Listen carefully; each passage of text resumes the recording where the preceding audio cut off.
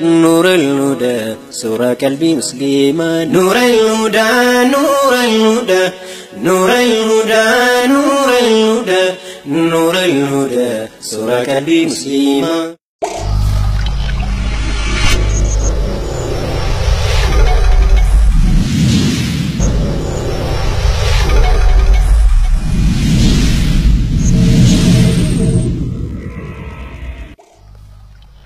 بسم الله الرحمن الرحيم السلام عليكم ورحمة الله وبركاته أكم جرتو كبجمتوتا دعوتو التلفزيوني نور الهدى بقربين أيانا عيد الأضحى بره كما توقف إبافري صدومي سغاليتين إسنجه ربين وربرنا كبره الدو إسنا غودو جيتشا كما قباسو دي فنو تربانيت دبر قباسو دي فنو ترباني كان إسني دي صن عبد الناصر تفاتيم دررتس متدره ودي فنوم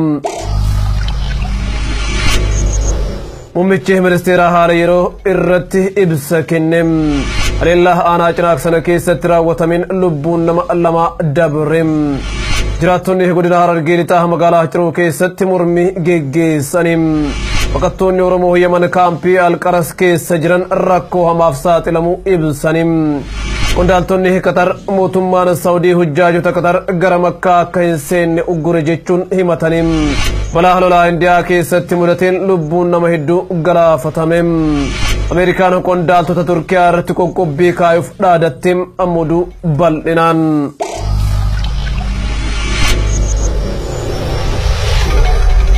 ولجين الرايات سبيا هوغانتو تورانا مرسا كرتو كفا في كرانا مفاف لينجي ساتور ABC جرام سرنا إباء كان رتيمو ميتش منستيرا دكتور أبي أحمد كان أرقميوتو على نجينه بيتير وما تسجبير برتتي فتشون إبسكن جرام ودفنو كان أبو بلال حسين تنوف دهس نزعنتنا سرعات البينات بالملايات موميتش منستيرا موتمان ولانتما سيرا كبتشي سوفتي فنو الآن كان وجهتو تاو إبسي دكتور أبي يبسا قويا كليسا كنين كانان دورا موتمان سيرا كميشات فيدمو إساتين ركولي دالتن سري سوفتر كان في وانفرة من جدو لميلي في غري وانسيران على يكمن ديفا من فرماتا كارغتن كان قدميته بيكسيسي هاتاو ملي ججيرم بيتي كيستي ملأتاجرو قفتشي سوف قامو تسوچو آجران رتي موتمان تركان في چما كان فرطو تهو كيك كتشيسي موميتش منستيرا إبسا إسا كانان بيتي كيستي ديموكراسين چماتا يكمر كنا أغدوف موتمان دري سياسا بالإسون چنت ولانتما سيرا كبچيسو كبجده ركون تبنا أوممي بلسما في قوچ سيران على تهيد دبافچو دبون هيرا في سيرا كبجو دبون ببل أچاكن جروان تهيف موتمان هم نقبون دانا ريتي انتركان في سريت فماني فدتا جده دكتور أبي إبسا إسا كيستي بيجيتي سيرا في هير كيستين كبجمن اتفوفوان هندن دينيف أبوتي أمنتا دبلتي كامولين هواسا هندي موتما چنا دابچون ولانتما سيرا كبچيسو الرتگهي ساني بهو كبنجچون وامچ غودي የበላይነት ማክበር ነው የህግ የበላይነት ያላከበሩ ህዝቦች በህግ የሚገዙ አምባገነኖችን ይፈጥራሉ እንጂ አሸናፊ መሆን አይችሉም ወረረ ልዩ ፖሊሲ ናኖ ሶማሌ አመስ እንዳበንም ለልቶን ልዩ ፖሊሲ ሂሮ ማንህ ቁባሂን ቀብነቲ ዳንጋ ኦሮሚያ ሴኑን ልቡ እነማ ገላፈቹ ኢትፉፈኒ ጅሩም አለላ ሃና ጭናክ ሰነከ ሰትራ ወተሚን ልቡ እነማለማ ካን ደብረታውንስ ገባ ፈሜራም አባስ ኢብኑ አልእስላም ደበለ ተቀባ ወረረ ልዩ ፖሊሲ ናኖ ሶማሌ አመስ አኩሚቱ ፈጅር ከሚስ ደርቤ ኦገስት ኩዳጃ ኩዲና ረርጌ ባሃሃና ጭናክ ሰና ረዳሌ ለም ከሰቲ አለላን ከራወተሚውተው ነምን ለማጀፈሙ ፊ ነሞን ሰዲ ኢሞ መዳው ጅራታን አና ጭናክ ሰኑፊም አክጅራታን ኩኑፍ ሂመት አረዳ ቢዮ ፊ ቲሮ ገባብዱ ከሰት ወረር ኑረት ገገሰኒ ነምን ለማጀፈሜ ነምን ሰዲ ኢሞ መዳው ወር መዳይ አመጋር ሆስፒታል መጋል ሐረሪት ደበርፋመን ይጀድ አረዳ ሆስፒታል ፊ ይገባብዱ ለማለማት ኑራ ወሬ ገመ نمني سدي أمين مداون weerara hojjetanii tuma waan galaafatanii tuma deebi'an. Konkolaataa fidaman konkolaataa waraanaa kana ni jedhanitti kanaan deddeebisaa fidaniitti deebi'anii qullaa nama dabalanii akkasitti fidan. Rakkoon nageenyaa aanaa Cinaaqsan keessa jiru yeroo irraa yerootti kan hammaataa jiruu fi nageenya uummataa eeguuf deeggarsa bulchiinsa mootummaa Oromiyaa ta'ee kan poolisii Oromiyaa aanicha keessatti kan hin jirre ta'uu fi uummanni yeroo hedduu weerara liyyuu poolisii kan ofumaan ofirraa dhorkaa jiraatus namni dubbisni kan irraa hubachuu hin danda'ameera. Jiraattonni godina Harargee lixaa magaalaa Ciroo keessatti mormii geggeessaniin sababaan hiriira kanaatis jijjiirraa aangoota mootummaa godinichaa akka ta'es beekameera. Abbaas ibn al-Islaam garas bilbiluudhaan qulqulleeffatee jira. Jiraattonni godina Harargee lixaa magaalaa Ciroo keessatti mormii geggeessan. Jiraattonni naannolee godinichaa 14 irraa walitti dhufan Oogast 18 guyyaa sabtii magaalaa guddoo godinichaa Ciroo keessatti aangorraa kaafamuu bulchaa fi ittaanaa bulchaa godinaa mormuun hiriira kan geggeessan ta'uu namni achirraa dubbisnuuf hima. Akka namni kun jedhetti bulchaan godinaa obbo Takla Dheeressaa fi ittaanaan bulchaa obbo Saabit Xaahir akka aangorraa ka'aniif guyyaa 3 dura xalayaan Oromiyaa irraa dhufe. Sabab kanaan hoggantoonni lamaan kunniin haqa irratti hundaa'uun namoota uummata tajaajilaa turan waan ta'aniif uummanni naannolee godinichaa 15 irraa dhufuun mormii dhageessisaa oolee jedhe. Guyyaa lama dura namoonni lama Oromiyaa irraa ramadamanii dhufanii turan. Jiraattonni magaalaa Ciroo hiriira bahanii mormuu isaaniitiin namoonni ramadamanii dhufan gara Finfinnee kan deebi'an ta'uu odeeffannoon nu gahe ni mul'isa. Kanuma hordofuun waajjira giddugaleessa OPDO hoogganaan damee ijaarsa fi siyaasa baadiyyaa obbo Addisuu Araggaa guyyaa lama dura itti gaafatamaa bulchiinsa godina Harargee lixaa obbo Takla Dheeressaa fi ittaanaan isaa obbo Saabit Xaahir sadarkaa hooggansa naannoo Oromiyaatti kan ramadaman ta'uu karaa fuul Facebook isaatiin beeksise. Dabalataanis jijjiirama hooggansaa kan sababeeffachuun hiriira kan hin barbaachisnee fi gochi seera alaa namoota muraasan magaalaa Ciroo keessatti mul'ate jechuun dubbate. Ibsa obbo Addisuu kan hordofuun aanaalee godinichaa hedduu irraa uummanni walitti dhufuun kan hiriira mormii geggeessan ta'us jiraatan magaalaa Ciroo hiriira kan irratti hirmaatnuuf himeera. Waraanni Yaman keessatti deemaa jiru yeroo irraa yerootti hammaachaa waan dhufeef gama Yaman seenuu fi Yaman irraa ba'uunis rakkoo guddaa ta'ee jira. Baqattoonni Oromoo Yaman kaampii Alqaras keessa jiranis sababuma kanaaf rakkoo hamaaf saaxilamnee jiraniin Abu Bilaal Huseen dabalata qaba. Bara 2015 irraa eegalee lola Yaman keessatti deemaa jiru waliin wal qabatee biyyattiin gaaga'ama hamaa keessa jirti. Waraana kanaan lammiileen biyyattii kumaatamaan lakkaa'aman ajjeefamuun kanneen miliyoonaan lakkaa'aman immoo beela dhukkubaa fi rakkoolee adda addaatiif saaxilamuun beekamaadha.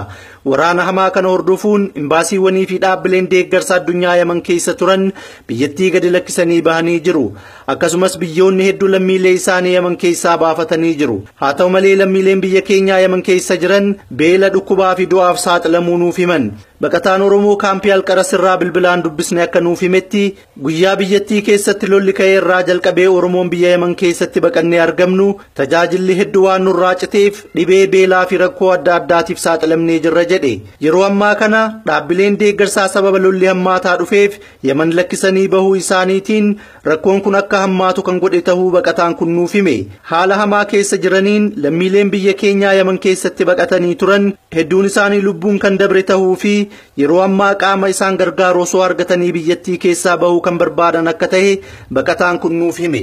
Ammaan sana gartee akka nuti biyyuma sana keessaa biyyuma akka dhabdee furmaata dhabdee maasaa isaa biyya teenya garuu taatus akka nu galchan gartee yoo gartee furmaata nu godhanis furmaata gartee nu malu yoo nu godhan malee gartee akkasitti akkana haala kanaan jiraata dandeenya.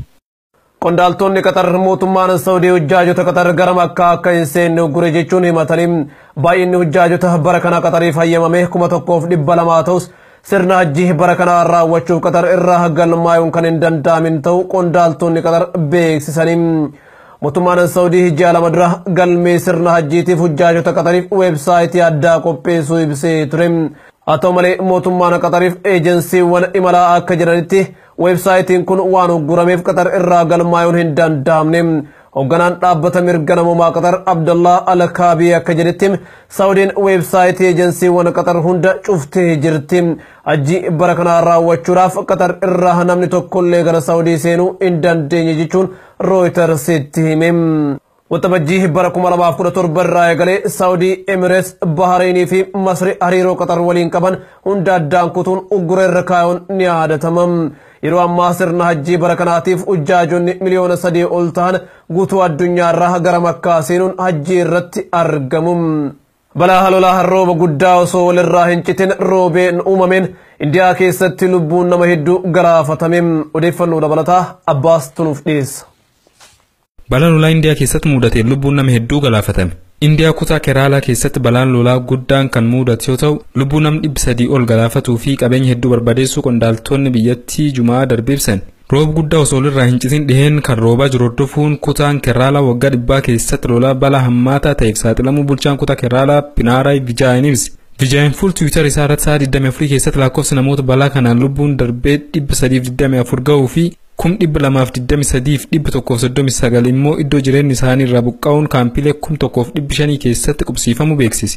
Akkasumas jiraattonni naannichaa kumaatamaan lakkaa'aman haga ammaatti balaa lolaa kanaaf saaxilamanii kan argaman ta'uu fi tajaajila ifaa fi sararri bilbilaa kan addaan cite yoo ta'u ammas sodaan guddaan kan jiru ta'uu qondaaltonni mootummaa ibsan. Eega Jumaa darbe lakkoofsi nam lubbuun darbee 324 ta'uu gabaafame booda amma 370tti kan ol guddate ta'uu odeeffannoon ni addeessa. Ministeerri Faayinaansii kutaa Keraalaa Toomaas Isaaq lakkoofsi namoota sababa balaa lolaa kanaan qe'ee isaanii irraa buqqa'anii 850 gahuu fi qabeenya barbadaa'e tilmaaman yoo maallaqa deebifame doolaara biliyoon 3 gahuu Aljaziiratti.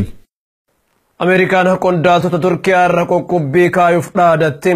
Turkiyaan paastorii lammii Ameerikaa yaalii fonqolcha bara 2016 pirezidaant Rajab Xayyib Erdogaan irratti raawwatame keessa harka qaba jechuun eega hiitee booda hariiroon biyyoota lamaanii ammaataa dhufeera. Mootummaan Ameerikaa immoo mootummaa Turkiyaatti dhaadachuutti jira. Abu Bilaal Hussein dabalata qaba. Ameerikaan qondaaltota Turkiyaa irra qoqqobbii kaayuuf dhaadatte. Turkiyaan paastorii lammii Ameerikaa yaalii fonqolcha bara 2016 pirezidaant Rajab Xayyib Erdogaan irratti raawwatame keessa harka qaba jechuun eega hiitee booda hariiroon biyyoota lamaanii hammaataa dhufeera. Torbee dabre Ameerikaan diinagdee Turkiyaa irratti xiyyeeffachuun meeshaalee Turkiyaa irraa gara biyya isaanii seenan kanneen akka sibiilaa fi almuuniyeemii irratti gatii qaraxaa ol'aanaa ta'e dabaluun tarkaanfii fudhatteen gatiin maallaqa Turkiyaa liiraan gadi bu'ee ture.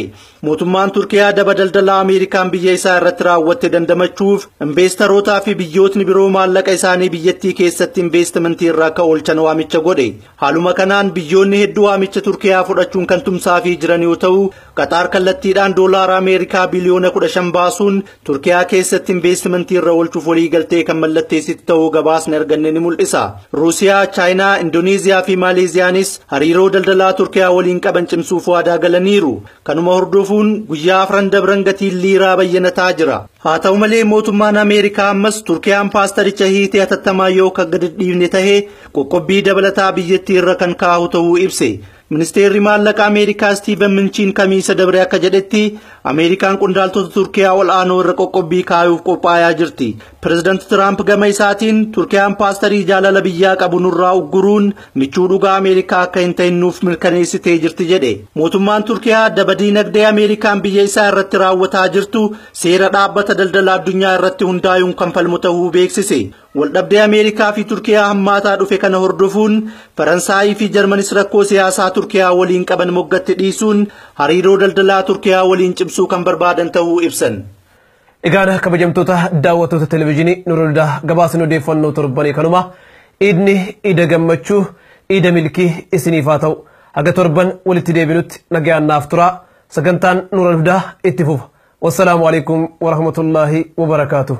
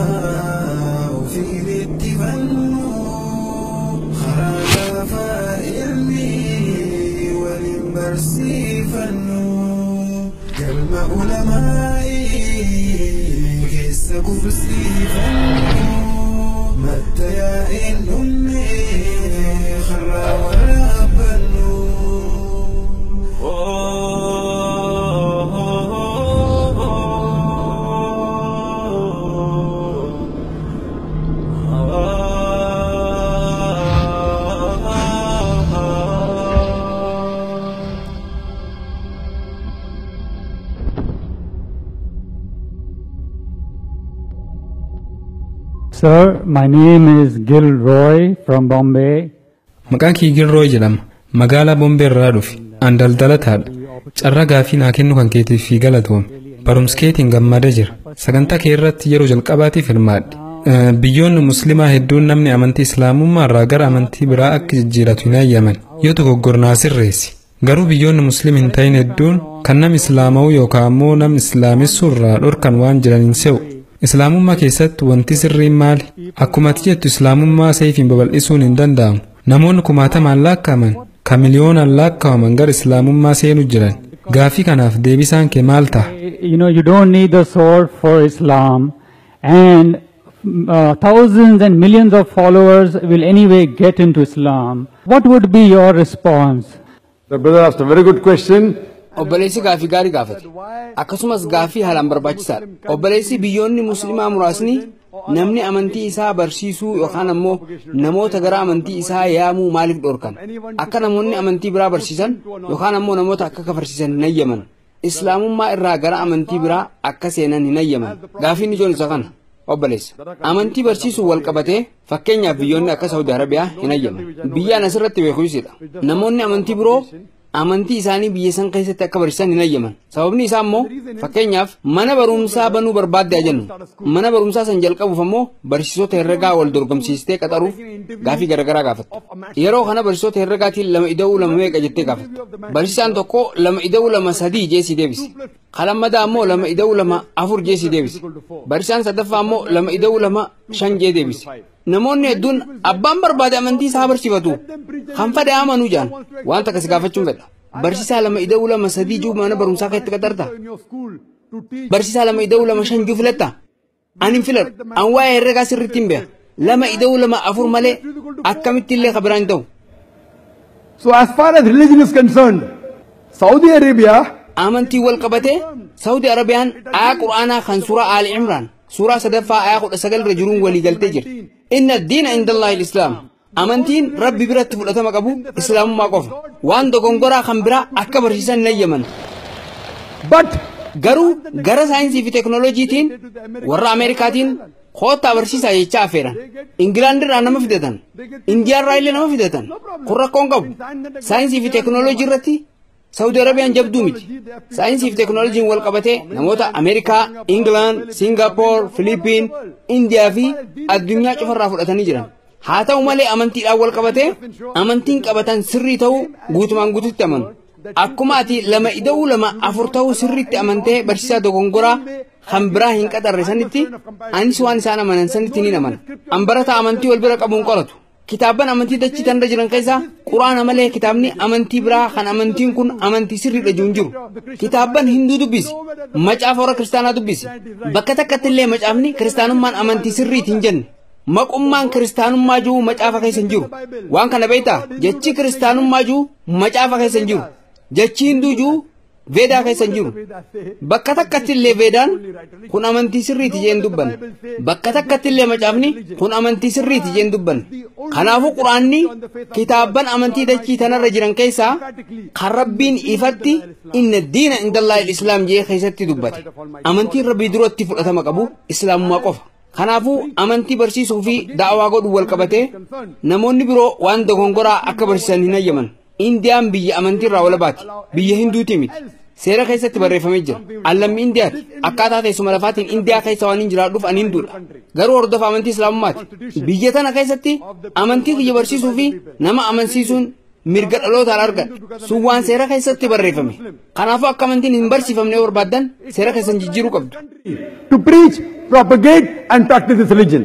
That is what is in the constitution. So you have to change your constitution. Thank you, brother. Can we have the next question from the sister side? सलाम अलैकुम जाकिर भाई, मेरा नाम नीलम शिरके है। मैं हिंदू फैमिली की हूँ।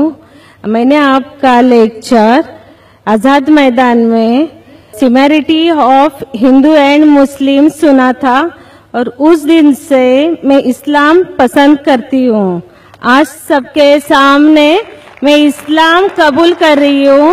ला इलाहा इल्लल्लाह मुहम्मदुर रसूलुल्लाह। आमीन। Marshall congratulated sister just for the benefit of those who don't understand. maasha Allah obbali warra afaan hindii sirriitti hin beeyneef ifa gochuudhaaf obbaliitiin teenya waggaa muraasa dura haasawaan Ambombaay bakka Hazarmeedhaa jedhamutti haasawee yeroo duraatiif dhaggeeffatte. Mata dureen haasawaa sanii ammoo wal fakkeenya Islaamummaa fi Hinduuzimii jedha. Guyyaa sanirraa kaasee Islaamummaa jaalachaa turte. Har'a Islaamummaa daandii jireenya isii godhattee qabaltee jirti. Nutis baga gara amantii nagaa dhuftee siin jenna. Rabbi akkasirraa qeebalu sii kadhanna. Inshaallah addunyaa fi akhirattis waan gaarii akka argattu si fawwina. Galatooma obbali. Gaafiin jiraa? Yeah. I was Sandhya. Now I am Zara Bilal Khan. Eeyyan maqaan kiyya kan dhaloota Sandhyaa jedhama. Amma Zahraa Bilal Khan jedhama. Gara Islaamummaa seenee jira. Waa takka adda baafatuu barbaada. Wanti murtii jedhamuu fi kan isa fakkaatu hin jiru jette. Garuu Keraalaa keessa bakka tokkotu jira. Siidaan tokko kan dhakaa irraa tolfame ni jira. Sanamni kun guddachuutti jira. Maaf guddata?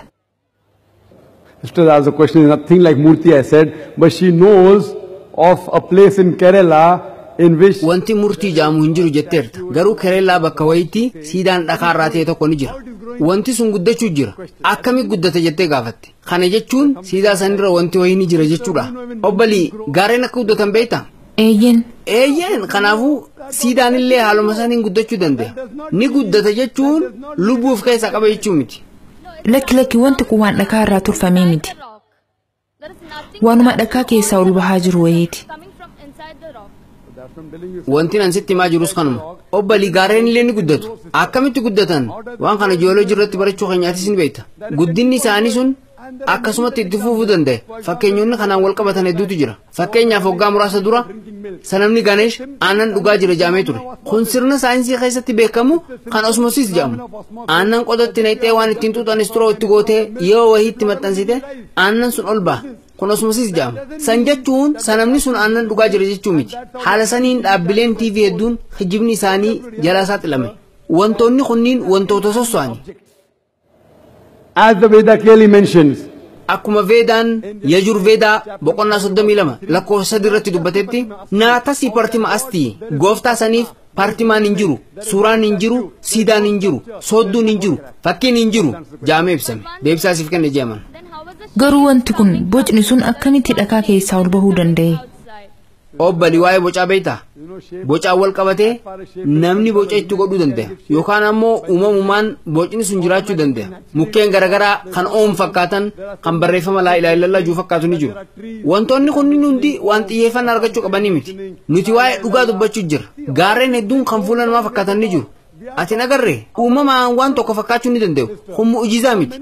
Ati kitaabban hinduu quraanaa fi macaafa rabbiin olaanee fakkiin qabu jaan hordofuu qabda. Dhakaan ilma namaa fakkaachuu danda'a, fakkii wayii fakkaachuu danda'a, sanama fakkaachuu danda'a.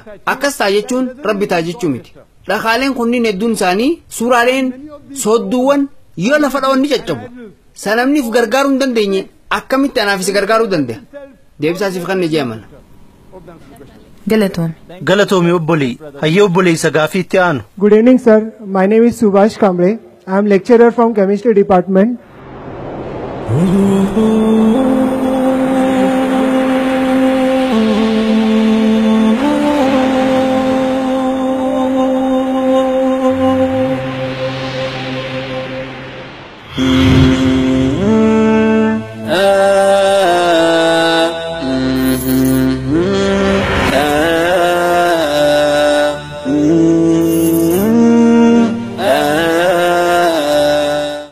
الحمد لله رب العالمين والعاقبة للمتقين ولا عدوان إلا على الظالمين ثم أصلي وأسلم على النبي المبعوث رحمة للعالمين وعلى آله وأصحابه وسلم أجمعين. أما بعد أحبتي الكرام في كل مكان بكجر تنتو إن شاء الله تعالى السلام عليكم ورحمة الله وبركاته. ربي سبحانه وتعالى ور خير دان تيسو بريدو كيسا تاي ربي سبحانه وتعالى تيسو إسان تاني علمي دقيفة كان أرارما نقرتني ربي سبحانه وتعالى نو xumura godhu rabbi nu haa godhu. Guyyaan irraallee insha Allah taala sagantaa gartanii itti aantu qabannee isinii dhiyaanne akkuma gartee ballamaan dabarsinetti sunnaan maghribaatii fi sunnaan ishaa maal fakkaattii jennee dubbanne obboleeyyan keenya xiqqoo bakka tanatti wanni gartee osoo sunnaan maghribaatiif sunnaa ishaa maal fakkaattii hin seenne dura wanni walii ibsuu nu barbaachisu sagantaa dabarte keessatti waan sunnaan subii fakkaattu sunnaan zuhrii waan fakkaattu hedduu gartee wal keessa waa haasoyne nama gariif wal bira gartee fahamaan hin dhiyaattuu fi akka fahamnee adda baafannuttiin gabaabsee irra isin deebi'uu fedha. Sunnaan subii durattuu rakaa lama shakkii takkan qabu yoo si dabarte eega subii salaatte booda qadaa baasuu ni dandeessaa jenne rakkoon hin jiru sun dirree jirti jechuudha. Eegasii sunnaa zuhrii xixiqqoo kawartee wal keessa nama harkaa seenu. Hadiisa tokkotti waan isiniin jedhee dabarse zuhrii dura yoo 4 salaatte zuhrii boodallee yoo 4 salaatte fuula kan kee rabbi ibiddarraa fageessaa ibiddi fuula kan keen arkitu jechuun kun hadiisa addaati. Kan akkanumatti akkanaa ja'a. Gaafa ammoo rakaa 12 lakkooyne jira warra jannata keessa fooqiin jaaramuuf jenne gaafa san ammoo subii lammanii fi zuhrii dura 4 fi zuhrii booda 2 fi maghribaa fi ishaa booda gartee 2 jenne akkasitti gartee hadiisa duraa saniin adda jira jechuu amma kun gaafa 12 eeggattu subiin durri 4 qofa eegasi maali zuhriin durri 4 eegasi zuhriin boonnillee 2 gaafa immoo ibiddarraa rabbina hafageessuu barbaadde 4 duraatii fi 4 boodaa ka zuhrii walitti qabatta 12 bira ni dabartee jechuu gaafa san 12 bira si dabartee firdawsii irraa booda si ataatu homaa waa takka illee waswaasin kanaafuu gartanii zuhrii durallee 4 salaanne zuhrii boodallee yoo 4 salaanne 12 silaafuu dirqama keessa jirti jechuu bira dabarsitee tirfii qabda rabbii guddaa biraa jechuudha kana gabaabsinee akkasii bira dabarra insha Allahu taala ka itti aanu duuba magriba keenya magriba ergamaan rabbii sallallahu alaihi wasallam faayidaa isaa gartanii guddoon dubbatanii maqaas okkoon agartee fa'inna salaatul maghribi witruun nahaari jechaa jira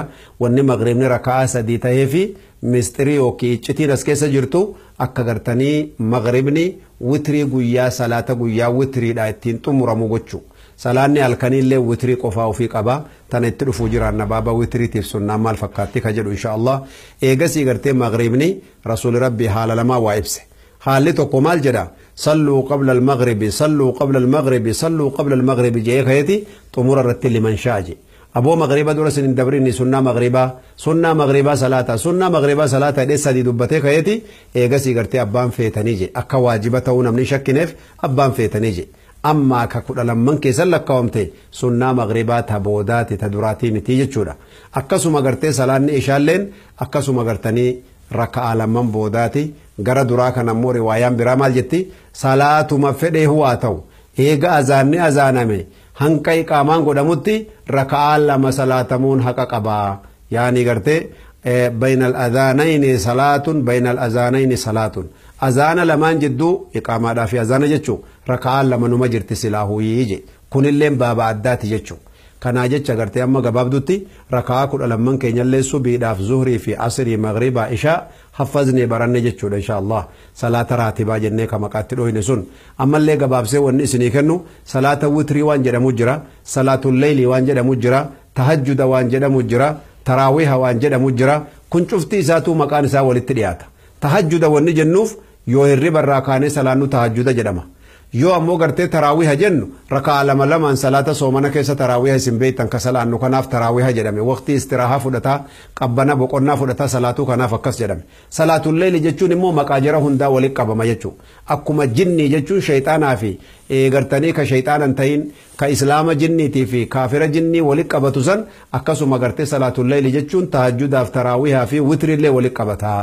kanaaf agartanii salaanni halkanii cuftinu witrii ofii qabaachuun rakaa tokko waan salaatamtu yookiin qariidhaan waan deemtu qabaachuun yoo gartanii dandeesse 3 salaatte maasha Allah yoo dandeesse gartanii 5 salaatte maasha Allah yoo dandeesse 7 salaatte maasha Allah akkasuma rasuuli rabbi alayhi salatu wassalaam salaata gartanii nu barsiisanii salaanni halkanii rakaa 2 salaatamti yoo atiin witrii na dabra jettee fajrii faa sodaatte bakkalcha subii sodaatte rakaa tokko irra buusiitii xumuradhu jaan akka shaabbaa maatamaati jechuu witriin tun akkuma salaata guyyaatiif maghribni 3 witrii tahee cufe shaabbaa tahee khatmaa godhee hojii guyyaa xumure salaata halkaniitiif illee witrii qabaachuun dirqama tahaa idan witrii maal akka taate beeknee jirra jechuu yoo namni tokko 3 walitti qabee salaatallee tokkittiin qarii gubbaa deemtu sun witriidhaa sii cufamte yoo agartanii 5 salaattellee agartee witriitu gubbaa sii jira taate attaayyatuma tokko beeki kun ni jirti jechuu akkasitti rakaa 3 bakka tokko salaatuun ni jirti rakaa 5 bakkuma tokko salaatuun ni jirti ka attaayyatuun teenye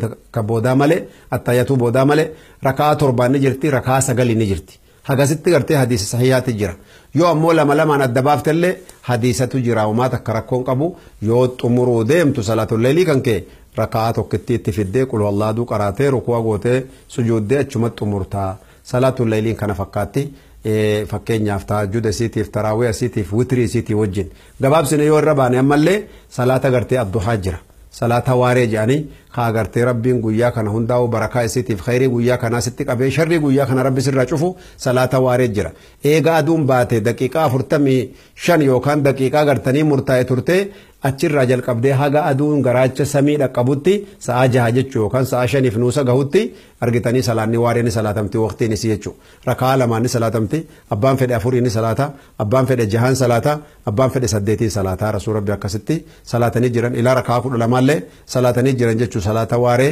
yookiin salaatu duhaadhaan beekamtu yookiin salaatul awwaabiinaadhaan beekamtu jechuu salaanni sunnaa gabaabsine yoo laalle obboleeyyan keenya kana fakkaatti wanni itti aanu aganamma yaadadhutti jechuudha salaata yoo masaajida seenan tahiyyatul masjid yani salatan tujra namni masjida ol seentan rakaa lama salatan malen tahina ja rasul rabbi sallam wajiba masjidati yoo kaaba taate male kaaba mal godare kaaba garte tawafa godan male in salatan sunna jechu yoo bakka tawafa gootu dhabde akka hajjiti fi umra namni sirra heddummaate gara seentun dhabde qofa rakaa lama salata kanaaf hadiisa biroo keessatti at-tawaafu salaatun at-tawaafu bil bayti salaatun tawaafni kaabaa tawaafanu beeyta salaatatti si hisaabama haasawuma rabbis ni hayyame malee jeen namni tawaafu haasawa salaataami haasawa tawaafami akkuma salaatatti si hisaabama haasawatu keessa jiraaf malee jira rasuul rabbi alayhi salaam idan tawaafni akka salaataati jechuu qadriin isaatiif darajaan isaa kanaaf agartanii tahiyyatul masjid sunnaa masjidaa ittiin jireessan yoo ol seenan numa salaatan bakka tanatti wannan bira dabruun barbaanne osoo sinin ibsine nama gaafii qaba bakka kanatti sheeka salaata subiyaati baante haa ta'u sunnaa zuhriitu haa ta'u sunnaa biroo atamannutti himtee'u haa ta'u yooni fi masjida ol seenu sunnaa sanin salaatuu deema fakkeenyaaf tahiyyatal masjidillee nutti himte kunoo ni beeyna ammallee waan biroo kaati nutti himuu deemtu jira suni maali sunnatal wuduu jedhama wudu'a yoo waddaattee kaate yeroo kamuu rakaa lama salaatuun darajaa bilaal jannataan argatetu keessa jira jedhan bilaal gaafa rasuul rabbi alayhi salaam jannata salaatan ufuchuu dhaqee jannata laalisan bilaaltu jannata keessa jira rasuulli arkee ajaa'ibee sa bilaalu ati duniyaa jirta eessaan na dura jannata arkattee jennaan bar yoon wudu'adhee irraa bahe yeroo kamuu halkaniif guyyaa wadaadhee kaanaan sunnaa wudu'aa jedheetin rakaa lama rabbiif gadhiisaa barje wallaahi sani ka jannata na dura siseensisee khajannata gartanii rabbi sii kenneef sababaasanii jeen sunnatal wuduu jedhanii sunnaa wudu'atanii kaanii salaatan akkanatti gartee qaaliidha jechuu gartee asirraa fudhanne jechuu haya yoo nam tokko wudu'atee amma masjida ol seene tahiyyaa masjidaa irree sunnaa masjidaa sirraa feena jenneen yoo fakkeenna waqtiin sun azaanamee ka'ee sunnaa gartee zuhrii taanaan sunnaa subii taanillee salaatuu fedha amma kamittiin goraa jeessi gaafata namni gaafii bareedduudha yoo ati gartanii fakkeenya subii salaatuudhaaf ka agartanii ol seente taate sunnaa subii qabliyyaa qaalii sanin salaatin taate sunnaan gartee wudu'aallee achi si hisaabama akkasuma gartanii tahiyyaa masjidaallee achuma keessa si hisaabama atammoo kan iyyattee Allahu akbar jettu sunnaa subii lamaanii jechuudha kanaafuu tokkuma gorta kaan keessumatti si hisaabama niyyaadhaan hundaa walitti qabattaa jechuudha inshaallahu taala salaanni sunnaa obboleeyyan kennaa akka malee gartee nama gammachiifti hedduu salaanni sunnaa hagar irraa isin dubbadhe xiqqaadha jechuudha haga hafeetu irra guddaa maaliif jennaan salaata khawfii jedhanii jira salaata sodaadha salaatan salaata haajaa jira kan namni yoo fuudhaa ka'e yoo mana bituu ka'e yoo safara deemuu ka'e rakaatanii salaatee waa inni qara'u jira salaatul haajaa jedhanii yookaan salaatul istikaaraa jedhan rakaa lama salaattee du'aayii kadhatte yaa rabbi yoo khayrii naa qabaate waan kana laaffisi yoo sharrii qabaate illee narraa cufi